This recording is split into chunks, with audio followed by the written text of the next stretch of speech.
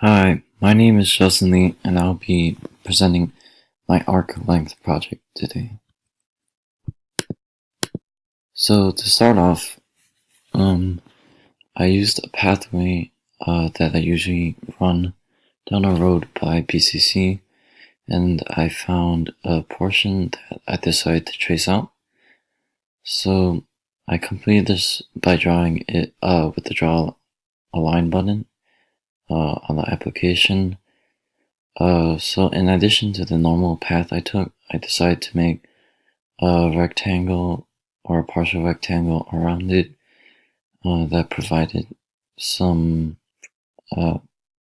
parameters such as the x and y axis, which I will be able to use. So the bottommost line in the picture represents the y-axis, and the bottommost point to the right serves as the starting point or the origin. I also added the marker and named both the pathway and the marker Justin's pathway / marker. Then I found the coordinates on my curve. I did this by clicking on the ruler button and going from the x-axis and going up at a right degree angle until I hit the point on the curve. So I listed the point in the left bottom corner here, and I got 7 points. Next, I placed the coordinates into my graphing calculator and fitted the points with the function XL. So initially, I tried doing this on my graphing calculator, but wasn't able to get the exact equation I wanted. So I turned to Excel and went and found a 6th-order equation after putting the points into the application. And my equation is at the bottom of this slide.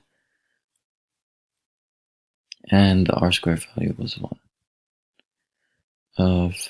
Next, I found my arc length, which was from x equals 0 to x equals 100. And to find the arc length, I used my graphing calculator again and used definite integral and the formula for arc length. And the value I obtained was 2,667.005. Finally, I compared it to my map's arc length and compared to the 2,667 that I obtained in my graphing calculator, or the calculations I made in the previous slide. The map's arc length was only 153 feet, which is very different. I labeled the line 25 to go over the exact points that would be 100 feet away in the x position from the original coordinate, and found its length on the map. I would say that this extreme disparity could be due to